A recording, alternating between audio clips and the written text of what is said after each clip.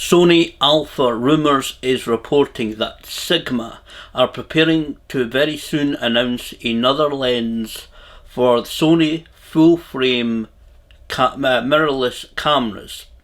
This lens that they are saying is going to be announced with no exact timeline as of yet. They just said soon. Is going to be a Sigma 150 to 600mm f5 to 6.3 lens.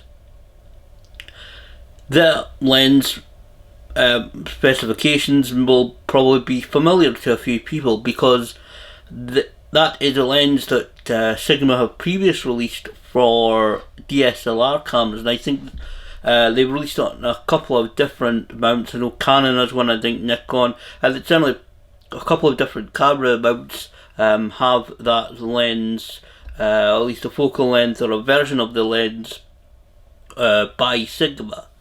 So if that sounds very familiar, that's what it is. It sounds certainly like it's going to be a mirrorless version of the previously released DSLR lens.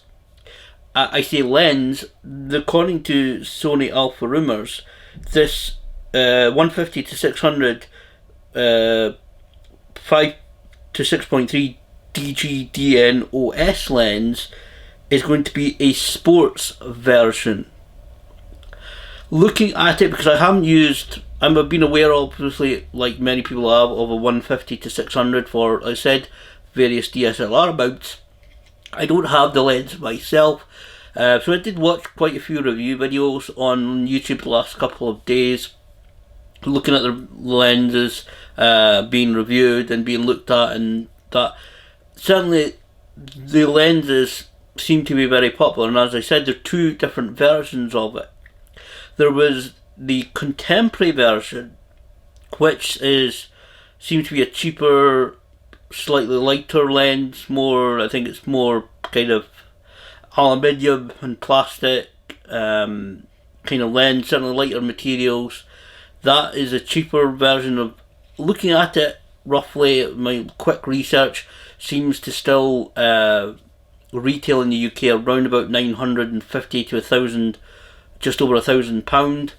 And the sports version of that lens, which seemed to retail actually quite a bit more than that, is around about £1,700. Which actually, you're getting the news earlier this morning. I was going to record this yesterday about various things. I thought, to be honest, like the 100 to 400mm, we may just see be a contemporary version.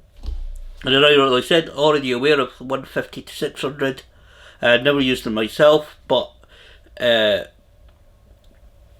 this announcement is, well, not really an announcement, but the speculation by Sony Alpha Rumours that it's a sports version of this lens. That does concern me a little bit in the pricing of the lens. However, before I get to kind of things like that, this certainly is an intriguing piece of information. Sitting yesterday, Sony Alpha Rumours actually, okay, they put Nakashita, it says Nakashita confirmed our rumours and said the Sigma 150 to 600mm f5 6.3 DGDNOS sports FE lens will be announced soon. Even before this supposed confirmation this morning, over the past couple of days, past literally 2 days since they made a tweet saying that they'd heard that this lens was going to be, well, but is being worked on at least. I've been thinking, really, to be honest, that this lens is most likely it is very much a probability of existing. I know it's Sony Alpha Rumours, it's a rumours website. They don't get everything right. Especially right now, probably information's a lot more difficult to get hold of. And I honestly think that, looking at the history of Sigma, they have been making E-mount lenses. I'm not sure entirely how many are full frame or how many are APS-C, but it makes perfect sense for Sigma to make a ultra telephoto lens like a 150 to 600mm for Sony full frame cameras. It just makes good business sense. So this lens, on all probability, does exist and is probably be worked on. Like I said, no timeline for it being announced. In regards to why I'm doing this video, because this lens intrigues me. Lately, and a couple months ago now, I made a video talking about the Tamron 150 to 500mm lens. It's a f5 to 6.7. That's still the lens currently that I'm aiming to get. I'm in the market, really, I suppose you could say, for a ultra telephoto lens for my A7 III, and I'm been looking at the possibilities, and let's be honest, there's not a huge amount of viable options in terms of ultra telephoto lenses out there, really. If you want to reach for the sake of like 400 or 600mm, there's not a huge amount out there. There is, of course, in 100 to 400, there's Sony's own G Master 100 to 400, which is pretty expensive lens. That is retailing in the UK for around £2,000. Sigma's own version of 100 to 400, which, to be honest, I've been slightly leaning towards and umming and ahhing and changing my mind, honestly, whether to get that lens sooner, because the Tamron, although it's been released, it's not hugely available. I thought, maybe go for the Sigma 100 to 400 right now and then get the Tamron later when it seems to be more available. Because places like Amazon and a couple of the online shops don't really have it. The contingent saying we're just pre-order, order it now, and when stock comes in we'll charge you the money and send it out to you, obviously. I thought maybe going down that route. And the Sigma 100 to 400 is a lot cheaper than Sony's version, retailing in the UK right now at, let's just say, £900. It's £899 in the majority. Obviously you get some online retailers who are charging slightly more, but generally it's £899 for Sigma's 100 to 400 currently in the UK. Like I said, I've been looking at this stuff.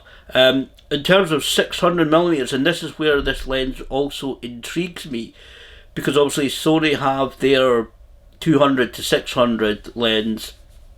Part of the reason that it's supposed to be a fantastic lens, part of the reason why I've kind of been put off just going for that is the size and the weight of that lens.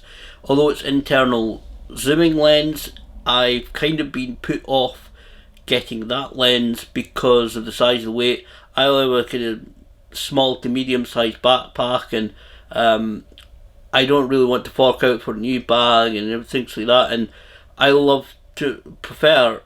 much prefer to handhold my lenses, so the size and the weight of it, for me personally, it looks like it's maybe a little bit too heavy to do it for a proper period of time. I'd probably get used to the weight, but just right now it's not one that I'm leaning towards. That is retailing in the UK around about £1,600 right now. And also that Tamron 150 to 500mm, that's retailing in the UK at £1,379 right now. That's the one I'm leaning towards. It's a little bit more. It's a little bit smaller in weight. It's a little bit more compact. It seems more manageable in size for carrying around in my bags. So that is the one I'm certainly leaning towards. That's gotten all good reviews. All of these lenses that I'm talking about, apart from the Sigma, which hasn't been released yet or in reviewers' hands as far as I know, all the ones that have been released anyway have gotten really good reviews. Like with any lens, I've said it many times before, you watch some YouTube videos about a camera or lens, some people will say this is highly recommended, others will say invest in something else. The Tamron, to me, 150 to 500 looks like, right now, if I had the money and I could order it online right now or walk into a shop and get it, that's the one I would go for right of this time of recording. that's the one I would go for. It's going to be several months until I can do that, but certainly what is also intriguing to me in regards to the Sigma is that 150 to 500 millimeters of the Tamron, because what has been reported, and obviously I don't have any inside knowledge, is that Tamron have an agreement with Sony not to basically imitate or duplicate the focal lens that Sony themselves do, which is why we've seen lenses like instead of being a 150 to 600 millimeter lens, it's 150 to 500 millimeters. We all know that Tamron is partly owned by Sony, roughly 10 to 12% in those regions somewhere, depends on, I think, on the stock markets and various things, but they have the agreement with Sony not to do that, which, to be honest, for me, I don't really need the 600 millimeters. I think 500 millimeters would probably do me, but that would be quite intriguing if Sigma are coming out with a lens that is going to reach 600 millimeters. Whether it's any good, I don't know. I mean, Sigma probably made some good lenses. Again, I've seen reviews for the 100 to 400. Some say it's excellent lens, some say it's not so excellent. But it'd be quite intriguing to see when this lens is announced, if it really is reaching 600 millimeters. Sony Alpha Rumours did initially, the very first tweet that I missed, actually, I just saw the tweet with saying their correction. They reported it as a 150 to 500, which would be pretty equal to the Tamron in terms of focal length, but they say they're what's the name? Nakashita, which is kind of Japanese kind of rumours, I think. Sony Alpha Rumours are anyway saying that it is a 600 millimeter lens, so it's. I mean, I know Sigma have obviously got contracts with Sony. Will they be allowed to release a 600 millimeter lens? I'm kind of a little bit questioning that.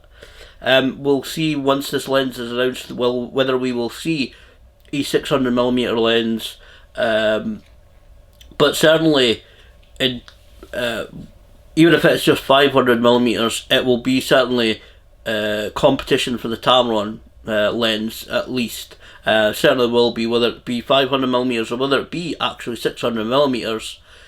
It's certainly a competition for both actually the Sony and the Tamron, and obviously Sony do want to protect their lenses. They want their native lenses to be thought of first, so that's why they're limiting Tamron and focal length and third party lenses in likes of going on being put on, say, the A1, which is getting rave reviews. On third party lenses, you can't access the 30 frames per second on all of those lenses. Sony lenses only, apparently you can get the 30 frames per second. So we'll wait and see. I'm going to wait. And I'm in the position where it's going to be several months until I get, unfortunately, with things going on, that I can get the Tamron lens anyway. So by that time, I may be able to see whether the Sigma is maybe a preferable choice, whether it's a cheaper choice. I'll very quickly say before I wrap up and just give me a quick couple bits about that Sigma lens. Don't expect teleconverters for this lens either. According to everything that I've heard, Tamron and Sigma have basically kind of forbidden to make teleconverters for their lenses for Sony E-mount and full frame E-mounts. That seems to be a thing that Sony unfortunately are kind of forbidding them to do within their contracts, which personally I think is a great shame. Even if Sony were the ones to kind of work with the companies and even make the converters. I know Sony obviously make converters for, I'm not sure whether the converters work with the 100 to 400, but I know they certainly do with the 200 to 600. I think it's 1.4 and 2 times converters at least. for the 200 to 600 Sony. So I'm not going to expect to see teleconverters in any form or fashion for the Sigma 150 to 600mm. Like I said, in terms of that Sigma lens, I think honestly, one thing that kind of not put me off, but it's kind of making me question not really what's going on, but what the approach of this lens, or how this lens will land in terms of the telephoto lenses available for Sony full frame cameras, is that the fact that Sony Alpha Rumours are saying that it's a sports lens. And as I said earlier, Sigma have two versions when it comes to DSLR lens.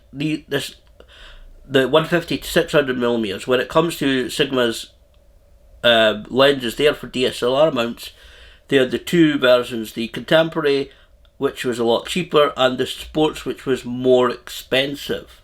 So I'm kind of questioning where this Sigma 150 to 600 is going to land in terms of not only, of course, performance and sharpness and how good a lens it will be. Like I said, I watched review videos of the DSLR versions, both the contemporary and sports, and people seem to rave about it. But obviously that's a DSLR, and it's going to be made, it said, adapted to mirrorless, although obviously Sigma will say, like the 100-400, it's been redesigned for mirrorless, so it'll have that DGDN OS specification. But where is this going to land in terms of the pricing and the weight for full frame? Ideally, looking at a couple of days ago, I've been thinking, great, if it's like the 100-400 and it's a contemporary version that they're bringing to mirrorless, we may very well see it land cheaper than the Tamron, still way cheaper than the Sony 200 to 600, and that would be a great place business-wise for Sigma to place that lens.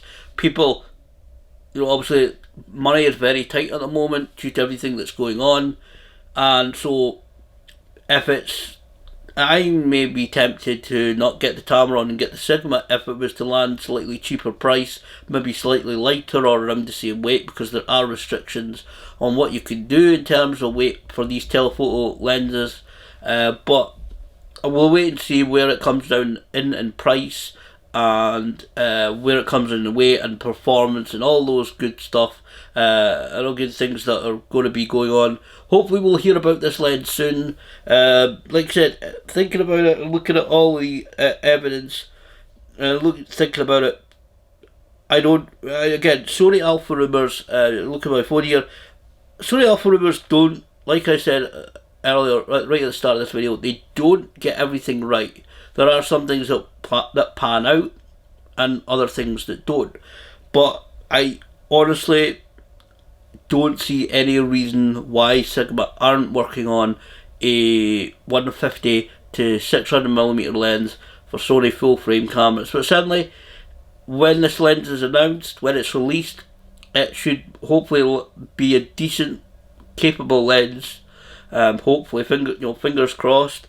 And certainly it will be another great option, fingers crossed obviously, but I'm really hoping it will be a good, or at least viable option, another option in the Sony full frame mirrorless camera telephoto lens options.